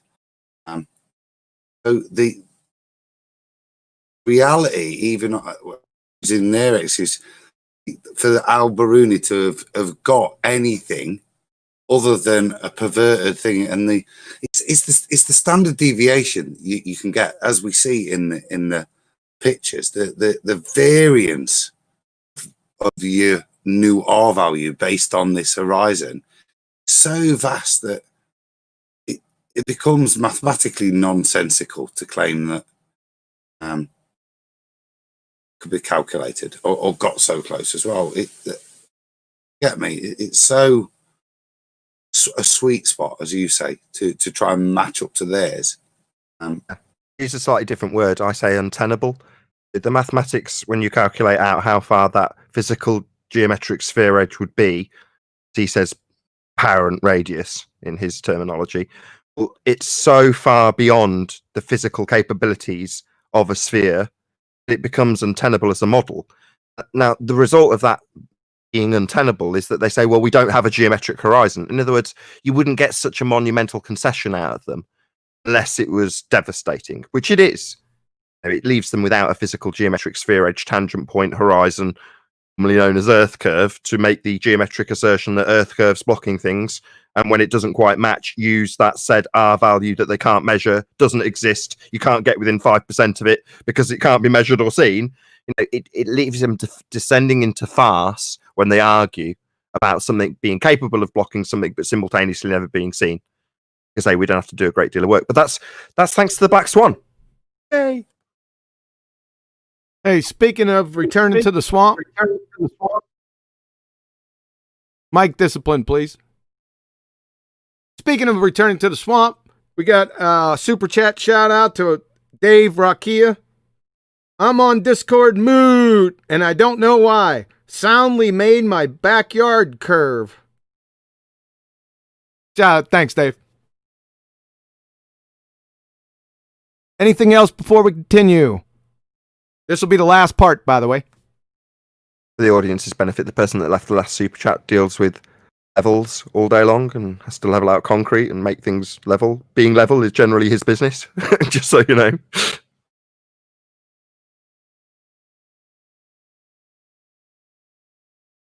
Anything else? Final call?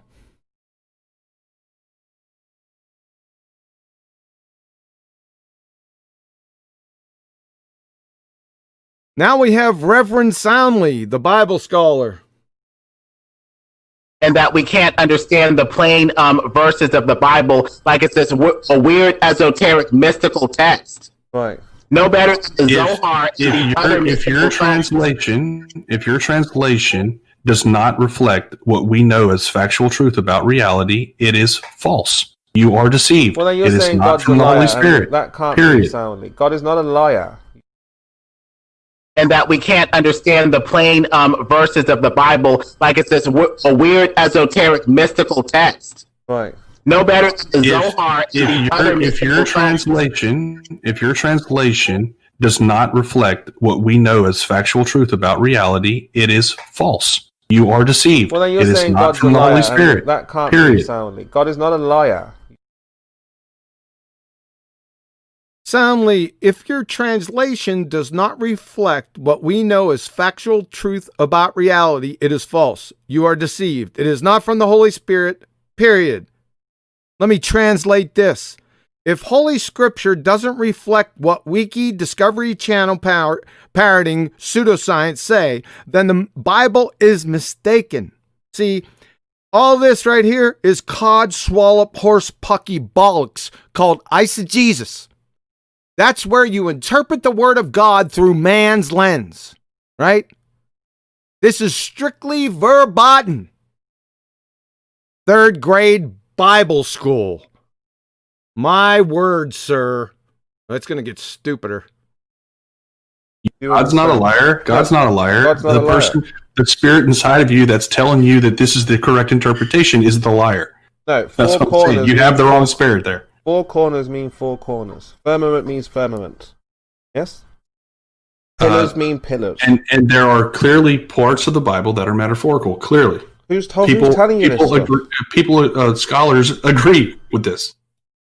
Wow, that's profound. Scholars agree that the parts of the Bible are metaphorical, right? That's amazing. Like, swimmers agree that swimming pools exist. Spurs, four corners mean four corners. Firmament means firmament, yes? Pillars mean pillars. Soundly. And there are clearly parts of the Bible that are metaphorical. Clearly. Scholars agree with this. Number one, incoherent red herring fallacy. That is irrelevant diversion. Of course there are parts of the Holy Bible that are metaphorical, but Spurs didn't mention any metaphors in his examples. Number two, we don't need to ask scholars if there are parts of the Holy Bible that are metaphorical. Ask any third grade Sunday scholar and they'll confirm it for you. Number three, you said there are clearly parts of the Bible that are metaphorical, right? So, what are the other parts, por favor? My word. You see what he's trying to do, right? It's clumsy. So the Song of Psalms, you're telling me, is all to be taken literally. Is that what you're telling me? So the Song of Psalms, you're telling me, is all to be taken literally. Is that what you're telling me? No, that's not what he's telling you, Soundly, because he never mentioned the Song of Songs. Never mentioned it. You just conjured it so you could burn it down. A clumsy straw man. Soundly. So the Song of Songs, that's the Song of Solomon, by the way, you're telling me is all to be taken literally. Is that what you're telling me? Like I said, straw man fallacy, clumsy one. Spurs didn't say that or even remotely imply it. So where'd you get it from? Right? Because you don't have anything. You're just making shit up. I think that God has made us reasoning and irrational beings, and that's a reflection of Him, and that we should use our own wits and reasoning to try and understand. But it's also the height of arrogance to say that I absolutely know what this metaphorical verse means. I think that God has made us reasoning and irrational beings, and that's a reflection of Him, and that we should use our own wits and reasoning to try and understand. But it's also the height of arrogance to say that I absolutely know what this metaphorical verse means. Soundly. God has made us reasoning and rational beings, and that's a reflection of Him. That we should use our own wits and reasoning to try and understand. But it's also the height of arrogance to say, I absolutely know what this metaphorical verse means. Number one, another incoherent red herring fallacy. That's an irrelevant diversion. Again, Spurs didn't proffer any metaphorical verses. Number two, there are over 200 rhetorical devices figurative speech techniques, not examples, types used in Scripture. The meaning of 99.99999% are explained in detail within the very same passage or other parts of the Bible.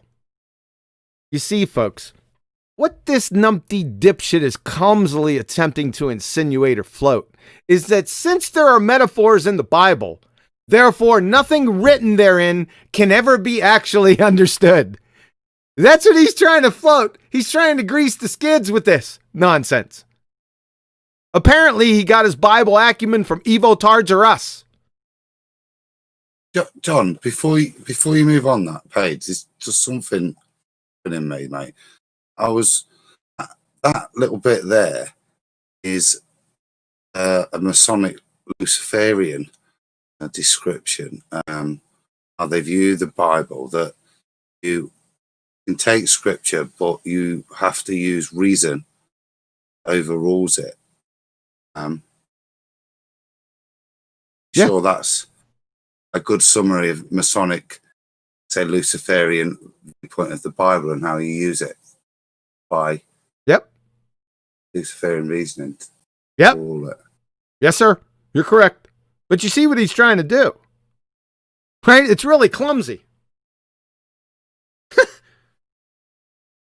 As an adult, he's saying this.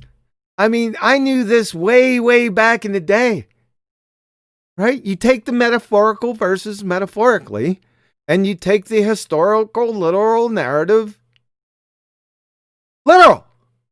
The literal things literal, and the metaphorical things metaphorical. Like I said, all of these, it's been my experience that they're explained within the very same passage, right?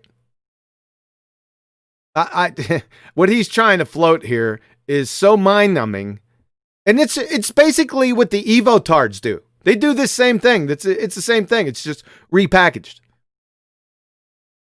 Let's continue. Or that I absolutely know that God wouldn't let the writers write from the context of their perceptions in the moment. If you're just a human being and you haven't been to space and you don't have the advantage of NASA and you're just writing about, hey, I see the sun come up in the east and I see it set in the west. Of course, you're going to use that sort of language. We even use that language these days. The sun rises in the east and sets in the west. We even use that language today. And that doesn't mean that we have to take it literally. And I think them writing in that sort of language makes complete sense because they're writing from their perspective. And I don't think that God meant this book to be a scientific journal. You know, that's not what it is. It's about the people that and their experiences in their lives, and the Bible may be inspired by him, but it doesn't mean it doesn't write about what humans were doing in the Bible. This is so clumsily stupid. I'm sorry for playing this for everyone to hear. I have to do it so you can hear what he says, but I'm not going to play this nonsense over again. Soundly, I don't think that God meant this book to be a scientific journal. That's not what it is. It's about the people that in their experiences, in their lives, and the Bible may be inspired by him, but it doesn't mean it doesn't write about what humans were doing in the Bible. What does that have to do with anything? What does just gibberish have to do with anything? Number one, straw man fallacy. Nobody claimed the Bible was a scientific journal. Nobody said anything. You wouldn't recognize it anyway, Soundly, or any of the ball-tard bozos, because you don't know what science is. Number two, the Bible may be inspired by him. Nah, no maybe about it, sir. Was with absolute certainty. 2 Timothy 2:3-16. All scripture, all of it, is given by inspiration of God and is profitable for doctrine, for reproof, for correction, for instruction in righteousness. All scripture. Number three, it's an overall red herring fallacy to the topic again. It's irrelevant. It doesn't have anything to do with the topic. This is hilarious. Like, who was it? Was it King David? Was it King David that ended up like putting a husband on the front lines and having him die in the front lines of a war so that he could have his wife? You know, like that's not what God wants us to do, obviously, but that is what happened, and it is in the Bible. So, I mean, to just read everything in the Bible and go, oh, that means that there's 4 corners on the earth. Well, it's silly. Does that match up with what we actually know about reality? No, it doesn't. Okay, well, then it must be something else. It must be metaphorical, and there's probably a deeper meaning that we're missing by trying to make it literal. When you try and make certain parts of the Bible literal, you actually lose the actual message that's being sent to you. This guy's delusional. He's like a 3rd grade numpty delusional retard, man. Soundly, wasn't it King David that ended up like putting a husband on the front lines and having him die on the front lines of a war so that he could have his wife? You know, that's not what God wants us to do, obviously, but that is what happened, and it is in the Bible. Profound. To just read everything in the Bible and go, that means there's 4 corners on the earth, well, that's just silly. Does that match up with what we actually know about reality? No, it doesn't. Okay, well, then it must mean something else. It must be metaphorical.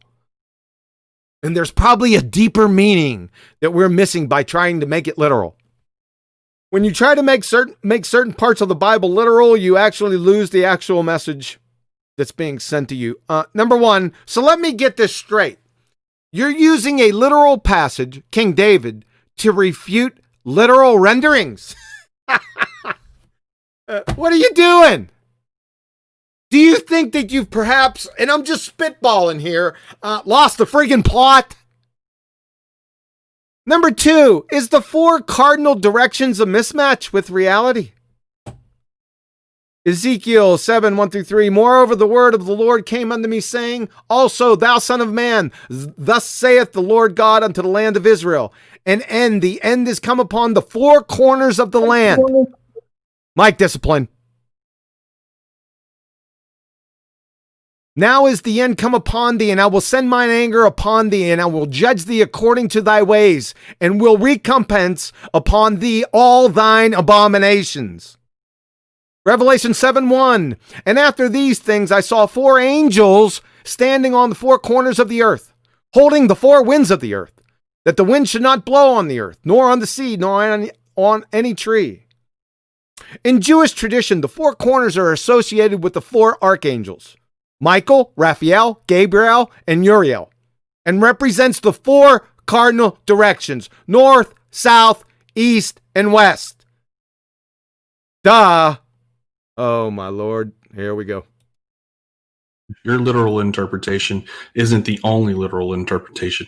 Especially, let's talk about what you just said, the earth takes shape like clay under a seal. Well, we're used to thinking of seals as 2-dimensional things. We're used to thinking of seals in that particular context. But why would God be limited to that? Why can't he have the same exact equivalent, but just a dimension higher? Like, why can't... But it's not about God being limited. It's about what God did. Instead of that seal being... well, it says like, which is right away is a key that it's metaphorical. So instead of that seal being 2-dimensional, why can't it be a 3-dimensional seal? Let's play this one again. This is good. Your literal interpretation isn't the only literal interpretation. Especially, let's talk about what you just said, the earth takes shape like clay under a seal. Well, we're used to thinking of seals as 2-dimensional things. We're used to thinking of seals in that particular context. But why would God be limited to that? Why can't he have the same exact equivalent, but just a dimension higher? Like, why can't... But it's not about God being limited. It's about what God did. Instead of that seal... well, it says like, which is right away is a key that it's metaphorical. So instead of that seal being 2-dimensional, why can't it be a 3-dimensional seal? You guys get that? I played it twice. Hopefully you got it. Okay, I'll say it again. Soundly, Geo Whisperer, your literal interpretation isn't the only literal interpretation. Especially, let's talk about what you just said. The earth takes shape like clay under a seal. Well, we're used to thinking of seals as 2-dimensional things. Really? We're used to thinking of seals in that particular context, but why would God be limited to that? Why can't he have the same exact equivalent, but just a dimension higher? It says like, which right away is a key that it's metaphorical. So instead of that seal being 2-dimensional, why can't it be 3-dimensional seal? This guy is delusional. He just makes up stuff in his head and then argues that straw man to death. This is really scary, guys. Number one, literal. This is from lexico.com, from Oxford Dictionaries. Literal, representing the exact words of the original text. So, the only way 2 or more people can have a different literal interpretation is if they define the words differently. That's the only way. Number 2, unbelievable, from Grammarly.com, while both similes and metaphors are used to make comparisons, the difference between similes and metaphors comes down to a word. Similes use the word like or as to compare things. Life is like a box of chocolates. That's a simile. In contrast, metaphors directly state a comparison, like love is a battlefield. You don't even know what a metaphor is or a simile. You're a clown show, and this is delusional. Number 3, seals and signets are 2-dimensional. Numpty dipshit. When you say either height, width, or depth in this reality, you immediately invoke the other 2. Immediately. There are no 2-dimensional seals or signets. You're on crack. And finally, gravity is the name that we give to mass attracting mass. We don't know what gravity is, like what the underlying mechanism is. We have no idea. Gravity is the name that we give to mass attracting mass. We don't know what gravity is, like what the underlying mechanism is. We have no idea. Gravity is the name that we give to mass attracting mass. We don't know what gravity is, like what the underlying mechanism is. We have no idea. Gravity is the name that we give to mass attracting mass.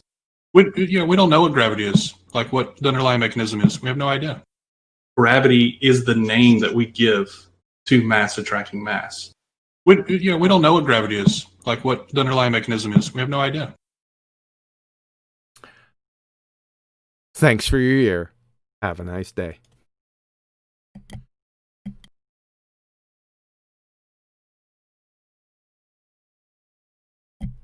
Adam, what did you mean, or what were you implying with your comment about satanic, Freemasonic way of speech?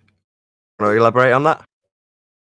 Yeah, well, just a little bit. I was watching something this week, and it was literally specific with regards to a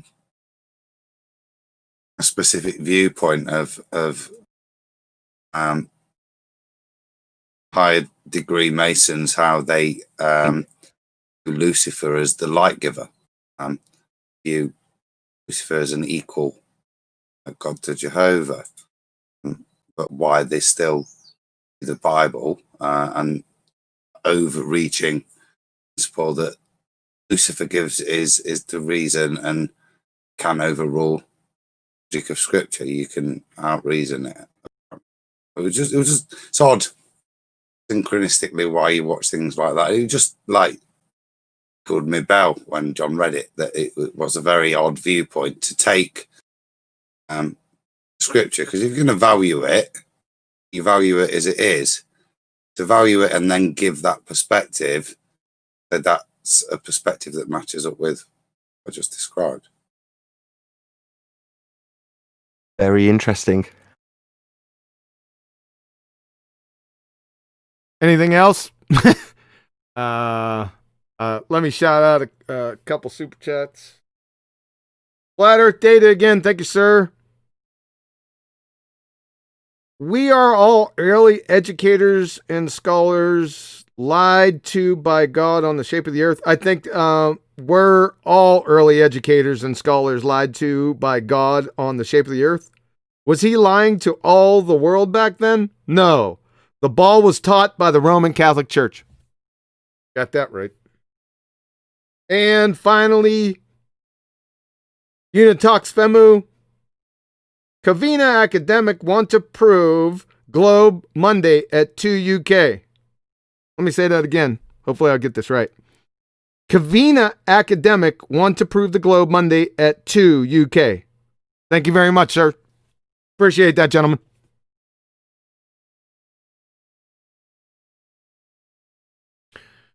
Anything else? There's not too much to say about this. I mean, like I said, after the first couple, the rest of it was gravy. He made his own bed. I don't see soundly. If you come out here, like I said in the beginning, and people are listening to you and you're explaining, open up a gumdrop wrapper, and people are actually paying attention to you, I'd be severely shocked. No, I wouldn't be shocked because we have baltards out here. They'll listen to you, right? But you're finished. You can't recover. Thanks. Yeah, I had no idea Soundly was this bad. Like, these were all pretty good examples of just really, really going into blasphemous territory and just, like, being upfront with it. Like, yeah. Like a real wizard does. So I kind of called it without even realizing it. Damn. And yeah, well done on the research. Yeah, shocking surprise that he's not in here. I sent out invitation. I know Spurs gave you the invitation. I gave it to Spurs.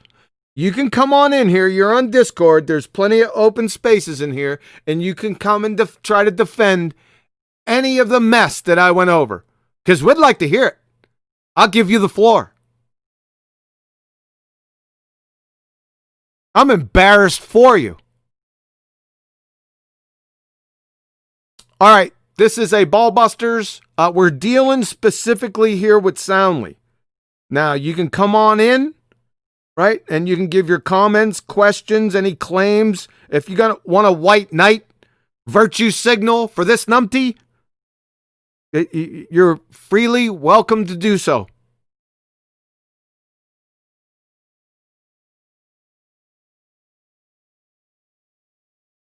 Let's go down the roster. Arwen, any thoughts, final thoughts on Soundly here? Well, just that it seems to be a lot worse than I even thought. And yeah, I can't imagine anyone would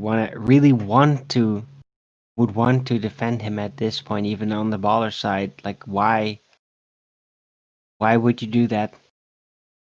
He's obviously just doubling down on too much weird shit and just getting too crazy. Chocolate. Yeah, I was good at the geometric horizon, whatever that is, that word salad, word soup, whatever. I was good then. Like you said, everything else was just icing on the shit cake. So, yeah, I don't know where the guy's at really in his mind or in this argument, but I guess he's got catching up to do or something. I don't know. But, yeah, thanks for being here. Thank you, sir. We have, despite everything, sir, you're off mute. Or ma'am. Thanks for coming. Dr. Crypto, what's up, sir? Thoughts, concerns, comments? No, just enjoying the show. Thank you, sir. I know Elijah wants to say something. Elijah, I can't wait to hear that mic, man. Thoughts, concerns, questions?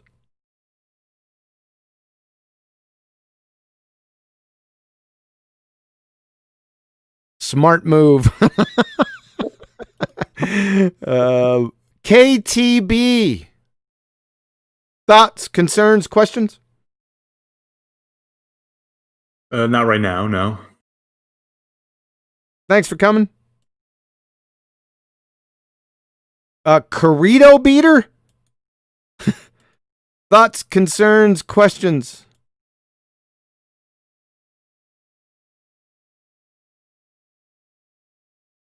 Thanks for coming. Neil, what's up, brother?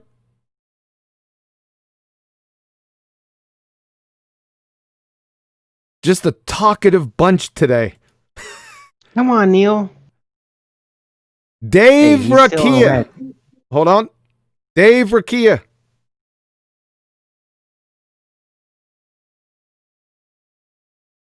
You're off moot, but you're still on moot.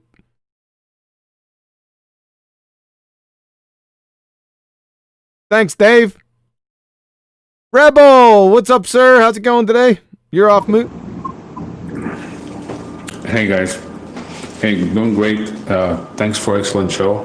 That was great fun to listen to. Keep up the good work, Kiwi. Thank you, sir. I will. Rob Keane, comments, questions?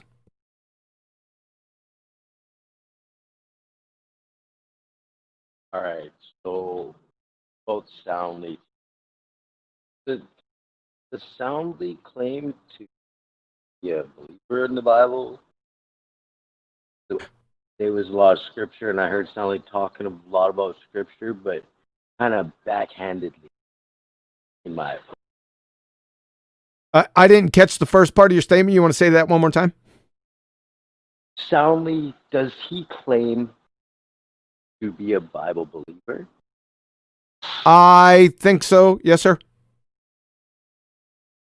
But it just all of his comments about the Bible seemed very backhanded and without context of actually understanding the concept of what he brought up. Yes, I agree. I think he knows nothing about Christianity and not even speak on the Bible. That's all I'm going to. Appreciate it, sir. Thank you. Staggerly, comments, questions, concerns? Hey, nothing really more to add, QE. Show. Thanks for the great arguments, man. I use these daily when people in my family, just can make the arguments concise. So just want to say thanks. Appreciate it, sir. Thank you very much. Cross, comments, questions. I only accept the name Rumpus. You're a psychopath. Calling me that. Oh my god. Yeah. I don't know where Elijah went, but Elijah, if you can hear me, he did ask you a question. Rude. But no, yeah, comments. Apparent horizon, geometric horizon. How did they get the R value when this is used exactly? Alberuni. That song's brilliant. It needs to be a mixtape. Love all the work you're doing, QE. Think you're absolutely fucking great. That whole circle jerk expressionism that you used earlier was fantastic. Keep up that sort of stuff. But there was one comment that someone stated earlier. I don't know if it was a super chat to basically do with what was the last super chat? Was it to do with Jesus or the Bible? 1 second. Thank you, sir.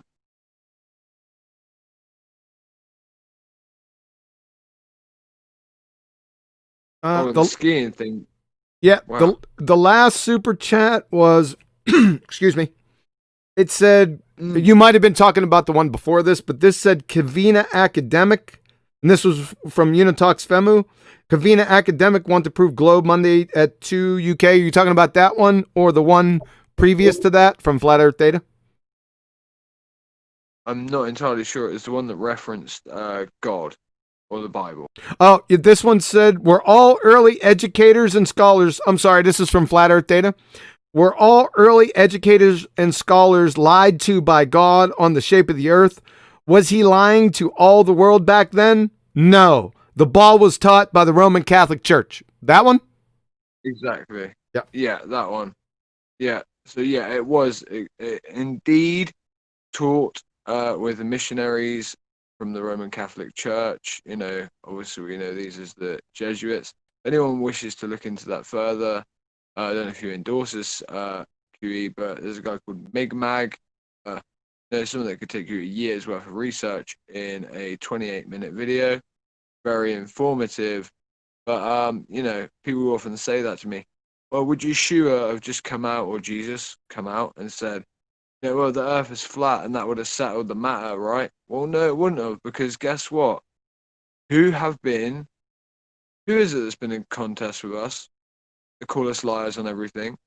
So I feel God is so intelligent that if he was to have given his only begotten son word to say the earth is flat, then that would actually add more validity to the atheistic side in their trance-like states, to be able to be like, well, yeah, well, Jesus said it was flat, so guess what? It's definitely not flat. So I feel that God left it open to us in order that we use modern day observation, science, scientific method in order to prove their bullshit as that. Fucking bullshit. Well, tell us how you really feel. Okay, I'll tell you how I really feel. No, man. I'm joking. I'm joking. Hey, appreciate it, man. Thank you. Thanks, QA. Yep. Appreciate it. Yep. Listen, we're going to wrap things up. Looks like Soundly's not coming in. We're going to go through all the ballbusters with final thoughts. Anything new coming up with them individually, channel shout outs and such. Arwen, who is on deaf and mute. He definitely didn't hear that. Chocolate, you're up, sir.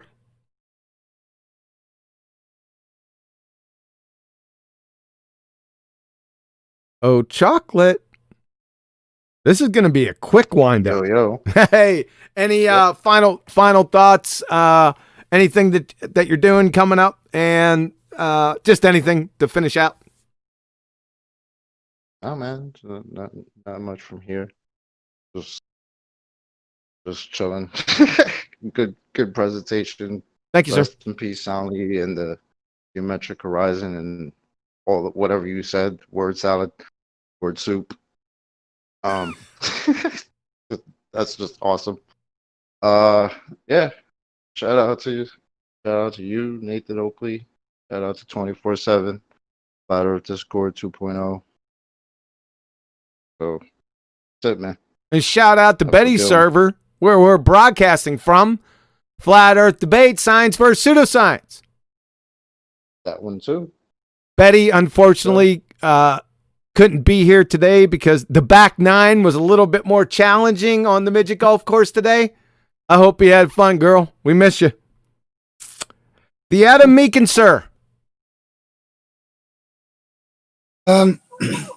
I'll just say thanks to both Spurs and you, and for demonstrating that there's very little rebuttal, and also, tonight showing analysis of the responses, that there's little comprehension still, I think, of the Black Swan. For that, or they are, as Spurs said, running away, because it is devastating to everything they've entered and supposed. Obviously, it's a bit of alliteration there from myself with P's at the end. Mm-hmm. Any channel shout outs?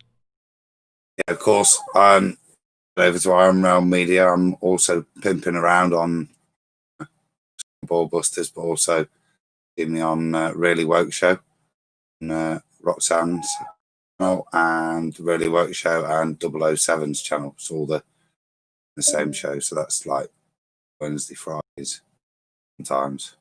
Cheers. How's that presentation coming? Remember the presentation that we were talking about? Yeah, it's coming. Cool. Let me know, sir. Yeah. Yeah. Surely after the second wave, I'll have it ready. Say that one more time. I didn't catch it. will be shortly after the second wave, the corona wave. I'll have it ready shortly after that. After the what? no. Don't ask him any more questions. Don't ask him any more questions. Yeah, I'm not. All right, sir. Hey, appreciate it, Adam. Thanks for coming. Nathan Oakley, sir. Take us home. I suppose it's only down to me to iterate the point soundly because he didn't understand, and it's only fair. I mean, he has made it clear he didn't understand what the word salad of the geometric horizon was. Well, you know, if he doesn't know what it is, let me reiterate. It's Earth curve soundly. Thing that you say we don't see, but also blocks buildings. Yeah, that little contradiction in terms Earth curve, mate. Another massive thank you to Quantum Eraser.